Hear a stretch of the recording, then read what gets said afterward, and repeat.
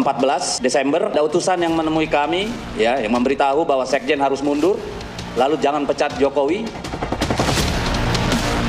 Saya itu udah diem loh ya, difitnah saya diem, dicela saya diem. PDI Perjuangan tidak sedang membela koruptor. Kasus Mas Hasto jelas adalah kasus politisasi hukum, kriminalisasi jahat. Dijelekan saya diem, dimaki-maki saya diem, saya ngalah terus loh. Yang ngaji itu ribuan di sini dari zaman Abitam. Beberapa kali saya ikut hadir di tempat ini. Bahkan terakhir saya hadir di sini hari Ahad bersama Abitam. Itu hari Ahad saat malamnya kejadian KM 50 ya kawan. Saya hadir di sini ketemu dengan Abitam, saudara, duduk bersama beliau, dan Ahad sorenya Abitam datang bertamu dengan beberapa santri saudara ke Sentul, ke tempat tinggal saya bersama istri saya. Itu hari Ahad sore. Nah, begitu datang ke sana kita berbincang, ngobrol, Abitam curhat, menunjukkan kekhawatirannya atas keselamatan saya. Jadi Abitam semenjak saya pulang beliau udah khawatir, was-was. Ini bagaimana nih Habib Rizik? Nanti kenapa-napa bagaimana? Nanti keluarganya bagaimana? Jadi betul-betul beliau khawatir. Sepertinya beliau sudah punya firasat ya kawan. Ini akan ada hal yang gak baik. Nah, sore beliau datang, kita sholat maghrib berjamaah. Bersama Abitam dan bersama santri-santrinya. Saudara, nah setelah kita selesai sholat maghrib berjamaah, kemudian kami bincang sampai Isya. Habis itu Abitam pulang, jam 10-nya saya berangkat ke Kerawang. Dan jam 12 malam lewat sedikit, terjadilah peristiwa KM 50 saudara. Nah jadi artinya sebetulnya Abitam sudah punya firasat. Dan beliau terus ingetin saya, hati-hati Habib, hati-hati Habib, waspada Habib. Terus beliau ingetin saudara. Jadi beliau betul-betul mengikuti setiap detik, menit, apa yang terjadi sepulang saya dari Mekah dulu ya kawan. Begitu saya pulang terus beliau telepon, terus beliau mengasih banyak yaitu isyarat-isyarat.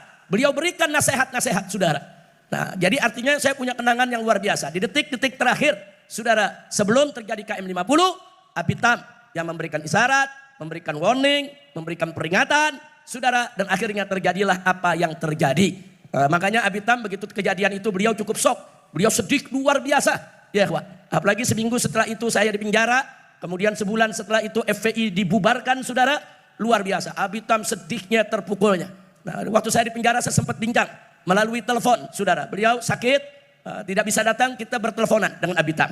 Kita tanyakan kondisinya, karena hari-hari terakhir itu Abi memang sempat dioperasi, sakit, kemudian sulit keluar saudara. Tapi komunikasi kami nggak putus. Dan murid-murid beliau, Kiai Khairul dan kawan-kawan semua dikirim saudara untuk terus berkomunikasi walaupun saya ada dalam penjara. Nah jadi artinya saya punya kenangan khusus dengan Abitam. Jadi tempat yang saya datangi sebelum peristiwa KM 50 adalah Al-Ihya. Orang yang saya temui, ulama, kiai terakhir yang saya temui sebelum peristiwa KM 50 adalah Abitam saudara. Nah makanya setelah kejadian itu Abitam pesan betul, Habib, ini KM 50 nggak boleh dibiarkan. Ini KM 50 harus terus dituntut, harus terus dituntaskan. Dan semua yang bertanggung jawab harus diseret ke pengadilan. Insya takbir. Saya mau tanya, jalankan jangan pesan Abitam. Jalankan jangan pesan Abitam. Siap tuntaskan KM 50. Siap tuntaskan KM 50. Takbir. Sallu ala Nabi.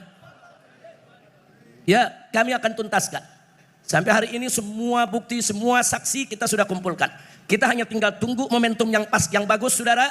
Agar kasus ini bisa berjalan. Maka itu kita ingatkan saudara. Jangan lupa bahwa kita ini anti kezaliman. Dan kita tidak akan pernah membiarkan kezaliman. Allah berfirman dalam Al-Quranul Karim. Faqala ta'ala. Wala tahsabanallaha ghafilan amma ya'malu zalimun. Jangan kalian sangka, jangan kalian kira. Kalau Allah itu ghafil, Allah itu lalai. Daripada perbuatan orang-orang yang zalim. Enggak, Allah enggak bakal lalai. Allah enggak bakal pernah lupakan itu semua saudara. Enggak, Allah maha adil. Siapa yang berbuat kezaliman pasti Allah akan balas saudara. Baik di dunia maupun di akhirat. Dan Allah paling tidak suka dengan kezaliman. Makanya dalam Al-Quran juga dijelaskan saudara. Innallaha la yadlimun nasa syai'a walakin an-nas anfusahum yadlimun. Sesungguhnya Allah tidak pernah dan tidak akan pernah menzalimi manusia sedikit pun. Walakin an-nas, akan tetapi manusia itulah anfusahum yadlimun, yang menzalimi diri mereka sendiri. Jadi enggak ada Allah menzalimi saudara. Tapi manusia yang menzalimi diri sendiri. Jadi kalau Allah memberikan balasan kepada orang-orang yang berbuat zalim, itu keadilan Allah. Allah tidak berbuat zalim. Jadi enggak usah khawatir. Yang zalim-zalim itu saudara pasti. Sebagian mereka sudah meninggal dunia. Sebagian mereka, saudara, sudah mati dari orang-orang yang bertanggung jawab di KM 50. Tinggal kita lihat saja nanti, ketemu di pengadilan akhirat, saudara. Nah, mereka enggak bakal bebas begitu aja. Sebagian lagi, mereka masih hidup, bahkan ada yang terus diberikan jabatan. Dinaikkan jabatannya, diberikan kedudukan. Dan saya sudah sampaikan protes ini kepada pemerintah, saudara. Saya sudah sampaikan, saudara, melalui orang-orang dekat Bapak Presiden. Kalau Bapak Presiden mau dihormati habaib, mau dihormati ulama, mau dihormati umat Islam, mau dibantu, mau didukung, mau dijaga, mau dibela, maka bersihkan kabinet merah putih dari orang-orang bermasalah. Takbir. Betul. Jadi kalau orang yang sudah terkena korupsi, jangan diangkat masuk kabinet. Orang yang melanggar HAM, jangan dimasukkan dalam kabinet. Saudara, orang-orang yang bermasalah, yang terlibat pembunuhan, gak boleh dimasukkan dalam kabinet. Kita nggak diam, saudara. Saya terus pantau, saudara. Saya terus pantau, saudara. Nah, cuman kita sedih. Orang di mana-mana teriak, adili maling. Ada yang teriak, hidup maling. Kacau tidak? Kacau tidak? Orang lagi teriak, saudara, adili pengkhianat. Dia teriak, hidup pengkhianat. Kacau tidak? Kacau tidak? Orang lagi teriak di mana-mana, adili pendusta. Dia teriak, hidup pendusta. Kacau tidak? Ini kalau begini, bagaimana kita punya harapan, saudara? Harapan kita bisa sirna. Kalau melihat orang-orang macam ini, yang namanya pendusta, penipu, pembohong, koruptor, diktator, saudara. Begitu juga terlibat dalam pembunuhan, saudara. Nggak sampai di situ, penjahat, pengkhianat, haram untuk kita dukung dan lindungi mereka, betul? Jadi kalau kita katakan hidup maling, berarti kita dukung maling. Kalau hidup pengkhianat, berarti kita dukung pengkhianat, saudara. Kalau maling, penipu, pembohong, pengkhianat bukan hidup, adili. Adili, hukum mereka, betul? Takbir. Sallu ala nabi. Makanya saya galeng-galeng kepala, saudara, ini apa maksudnya? Kok pakai hidup maling, hidup pengkhianat, hidup penjahat? Masya Allah, udah paham semua ya? Terang. Sadayana parantos ngertos. Nyaho. Saha nyaho. Betul. Udah nggak usah disebut ya. Iya. Dari dulu juga Abitam, saudara, tegas kalau di atas mimbar. Tanya Kiai Khairul. Abitam, wah nggak pakai tedeng ngaling-ngaling. Namanya disebut sama Abitam. Betul. Kok Habib sekarang namanya nggak disebut? Gue udah berkali-kali di penjara. Gue sebut di penjara lagi. Ente mau ente di penjara lagi? Hah? Badan ente? Alhamdulillah, tapi udah paham ya? Parantos ngertos? Ya udah ngobrol lagi buat obrolan warung kopi, saudara. Alhamdulillah, jangan khawatir, saudara. Maka itu saya bersyukur kepada Allah. Doa umat di mana-mana dikabulkan oleh Allah. Alhamdulillah. Oh, bagaimana nggak dikabulkan? Di masjid-masjid, musola, pesantren, majelis taklim, tablik akbar. Di mana-mana hampir tiap hari kita dengar para kiai, para ulama, para santri baca sholawat asghilidz zalimin bidzalimin. Betul. Bahkan ada yang naik mobil disetel di mobilnya sholawat asghilidz zalimin bidzalimin. Apa itu artinya asghilidz zalimin bidzalimin? Kita minta kepada Allah, sudahlah dengan barakah nabinya, saudara, agar orang zalim dibikin sibuk dengan orang zalim. Alhamdulillah. Sekarang orang zalim lagi pada ribut. Alhamdulillah.